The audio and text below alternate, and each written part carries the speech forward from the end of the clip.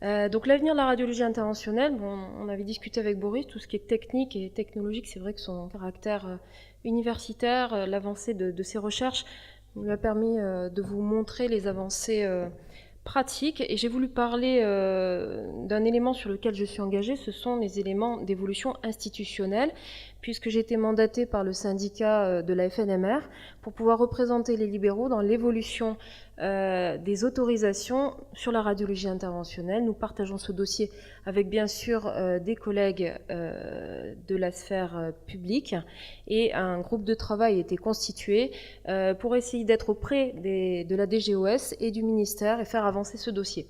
Donc j'ai voulu simplement commencer en reprenant quelques points, puisqu'on parle de la radiologie interventionnelle, de quelques termes du plan cancer 2014-2019 qui mentionnaient de façon claire que la radiologie interventionnelle était une innovation majeure en oncologie, en permettant des actes peu invasifs et très précis, avec une multiplication à 2020 prévue des actes par 4 environ. Avec des objectifs très clairs que se fixe la DGOS aujourd'hui, c'est d'organiser l'offre de soins sur le territoire, de lever les freins financiers au développement dans les établissements, de favoriser l'évaluation des nouvelles techniques et de faire évoluer le dispositif réglementaire et tarifaire.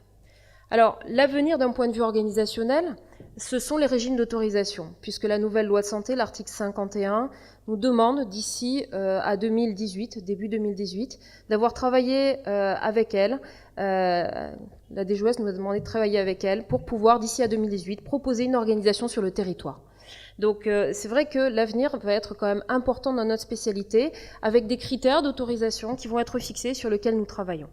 Alors aujourd'hui, il y a une collaboration vertueuse entre institutionnels et professionnels du public ou du privé qui s'est mise en route, et sur lequel c'est vraiment un plaisir de travailler avec les personnes de l'unité qui travaillent sur ce sujet, pour harmoniser l'offre de soins sur le territoire concernant les actes réglés, les actes d'urgence, mais également la permanence des soins.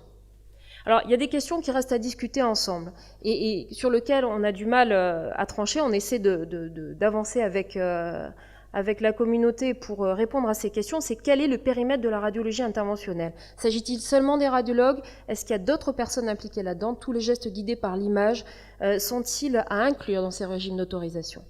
Ensuite, quels sont en fait les facteurs structurants pour l'organisation territoriale de la radiologie en France? Alors, est-ce que c'est la présence d'un anesthésiste auprès d'un radiologue qui réalise un acte qui paraît à risque? Est-ce que c'est la présence d'un établissement? Est-ce que c'est les médecins eux-mêmes qui sont les facteurs structurants? Est-ce que c'est le niveau de risque qui doit être un élément structurant? C'est des choses qui sont encore en débat entre nous. Alors, la troisième question, c'est celle de la segmentation des actes, c'est-à-dire que si on parle décret, il va falloir segmenter les actes pour donner des seuils, probablement, pour accepter des autorisations dans les établissements.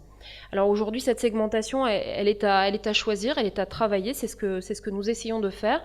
Doit-elle être fixée en fonction du niveau de risque des actes, de leur niveau de complexité, justement, de la présence d'un anesthésiste ou pas, ou alors finalement de segmentation en fonction de la discipline, l'oncologie par exemple, contrairement aux autres technique non oncologique, ou alors à la technique endovasculaire par rapport à la technique percutanée. Donc ça peut rester, c'est des questions qui restent en suspens. Et puis la question, c'est, pour moi aussi, c'est comment réaliser des passerelles finalement entre les professionnels et puis les organismes payeurs. Parce que finalement, quand on est sur le terrain, on se rend bien compte qu'on réalise des actes qui parfois n'ont pas de ligne à la CCM, qui n'ont pas de valorisation financière ou qui ont une valorisation financière qui nous semble totalement insuffisante. Je montrerai un exemple après.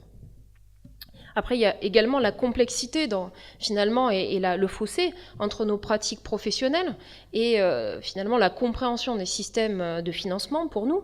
Également, comment nous, professionnels, nous pouvons aider au virage ambulatoire, sachant que finalement ces systèmes sont très opaques des organismes. Quels sont les systèmes de bornage des de nos gestes? Est-ce qu'il faut garder le patient 0 un jour pour que ça soit bien pour l'établissement, pour que ça soit bien pour le système? C'est des choses qui sont très opaques pour les professionnels et finalement on observe, plus on avance dans ces discussions, qu'on essaie de se connecter avec la CCM, la TIH, la DGOS, mais en tant que professionnel, ça reste quand même très compliqué, même si on est très impliqué là-dedans. Donc finalement, on est sur deux mondes qui parlent de la même chose, mais tellement différemment que la connexion est très complexe. Alors, quels sont les défis pour développer la spécialité? Alors, pour revenir sur ces actes qui ne sont pas encore à la CCM et qui ne sont pas existants, le premier défi, il est scientifique. Le problème, c'est le problème du niveau de preuve. Qu'est-ce qu'on peut apporter, nous, en tant que radiologue, par exemple, en oncologie, par rapport à des séries énormes oncologiques, médicales, de chimiothérapie ou alors chirurgicales, quand on veut essayer de prouver que la radiofréquence rénale reste quelque chose qui est tout à fait valable, efficace, qui ne fait pas de perte néphronique et donc pas de perte de fonction rénale. Comment prouver ça? Comment trouver un niveau de preuve suffisant? Alors ça, c'est quand même un vrai problème parce qu'on nous dit pour avoir les actes qui sont finalement classés et qui existent, il va falloir que vous nous donniez des preuves médico-économiques ou des preuves scientifiques. On veut bien le faire, mais il y a certains moments, on est quand même très limité parce qu'il y a aussi le pouvoir des lobbies et il y a vraiment cette grande difficulté du nombre de patients. Alors que finalement, quand on est tous en stade de concertation oncologique, aujourd'hui, on utilise sciemment, tous, alors que ça n'est pas encore écrit à l'HAS, la radiofréquence rénale, la radiofréquence pulmonaire, et que c'est un acte qui n'existe pas à la CCM. Donc c'est quand même quelque chose qui est très étonnant, qui montre le grand problème aujourd'hui, même si on essaie de se raccorder tous pour avoir une pratique vertueuse et un travail d'harmonisation qui reste très complexe. Alors le problème ensuite, à mon avis, le challenge pour développer notre spécialité, c'est le challenge humain. On en a parlé tout à l'heure, on va peut-être pas revenir. Le problème du numerus clausus, des baby-boomers actuellement, de la féminisation de la profession, et puis aussi d'une façon finalement de pratiquer qui va évoluer. Parce vous écoutant, on ne se plaint pas de la féminisation. Oui, mais vous remarquez qu'en salle, nous ne sommes pas très nombreuses quand même. Ça, on peut pas dire l'inverse. Les meilleurs. Oui, bien sûr, sans doute. Donc ensuite sur les moyens humains, c'est vrai que ce qui reste complexe aussi, moi je pense, c'est la complexité de la longueur de nos études en radiologie et également de la formation des PUPH. Ce qu'on demande aujourd'hui à des gens pour faire de l'innovation en tant qu'universitaire, je suis peut-être pas la mieux placée pour le dire, mais ça devient extrêmement inabordable. Aujourd'hui, dans d'autres pays, on permet aux gens de faire soit du scientifique, soit de la pratique. Aujourd'hui, on demande à des futurs universitaires de tout faire en même temps et à mon sens, en tout cas à mon avis, ça devient compliqué pour leur demander de faire l'innovation alors qu'ils sont avec leurs patients vraiment tous les jours et à leur chevet. Alors, concernant les freins financiers, on en a parlé, les freins financiers, c'est bien moi aussi, j'ai envie d'avoir un discours qui est quand même un tout petit peu provocateur, parce que c'est vrai que c'est très bien qu'on ait envie, tous, d'organiser ensemble le territoire, et on travaille de façon très claire avec les pouvoirs publics. Mais le problème, c'est quand même la valorisation financière.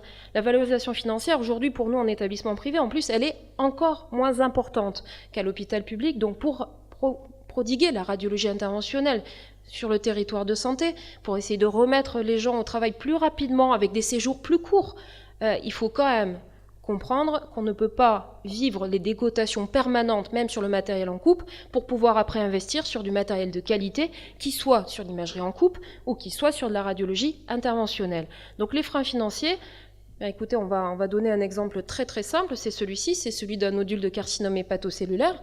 Donc voilà, c'est un tout petit nodule prouvé par biopsie, c'est un nodule sur hépatite B de cancer, on met une aiguille, on le brûle, on fait un trou, en ambulatoire, ce patient sort. Donc en ambulatoire, aujourd'hui, ce patient est traité de son cancer de façon définitive. Alors, par contre, on déchante un tout petit peu en tant qu'établissement et professionnel, puisque finalement, cette radiofréquence, au niveau de la cotation CCM, elle est très insuffisante. Aujourd'hui, sans parler de l'acte de guidage, moi, sur une radiofréquence, je vais avoir une cotation à 76 €. J'estime par rapport à mon niveau de compétence et d'avancée dans cette spécialité, c'est totalement inacceptable. C'est le premier point et qui peut rebuter quand même des jeunes aujourd'hui à pouvoir avoir cette activité, même s'ils sont vertueux et qu'ils aiment la radiologie interventionnelle. Donc, il faut être un tout petit peu réaliste. Ensuite, le coût du matériel. Le coût du matériel, par exemple, de radiofréquence, en moyenne, une aiguille, 1 200 €, sans compter le coût du personnel, et puis également le coût des machines. Le GHS pour l'établissement, qu'il soit finalement hospitalier ou qu'il soit libéral, comme chez moi la clinique du Parc, dans les deux cas, quoi qu'il en soit, au vu des coûts structurels, on a un gros problème sur les GHS de radiologie interventionnelle qui sont totalement ridicules, avec en plus de grands problèmes sur les dispositifs médicaux, avec des DMS qui ne sont pas financés en sus du GHS.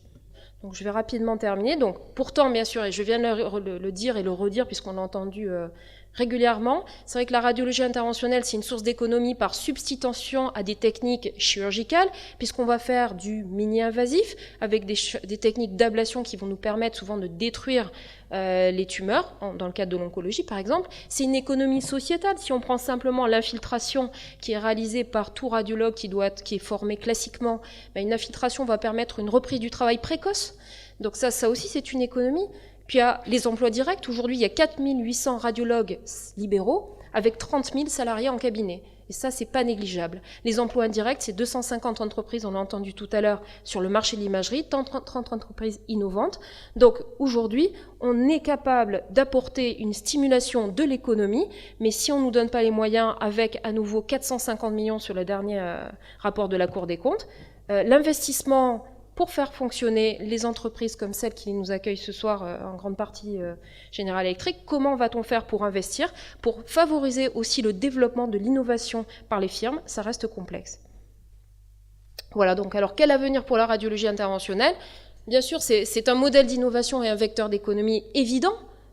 Tout paraît évident, avec une organisation territoriale qu'on est en train d'harmoniser de façon collaborative en tant que professionnel avec les institutionnels, mais ça reste un vrai défi financier, un vrai défi scientifique pour le niveau de preuve et un vrai défi humain au vu aujourd'hui du peu de nombre de radiologues interventionnels en général et interventionnels en particulier, avec une évolution aussi des types de pratiques, puisqu'aujourd'hui, les jeunes veulent travailler différemment probablement, être moins, finalement, peut-être comme on le disait l'autre jour en réunion, il y a le partage du rayon, ils n'ont pas envie d'être tout le temps sous le rayon, ils veulent essayer de travailler avec plus de qualité et moins de risques aussi pour eux.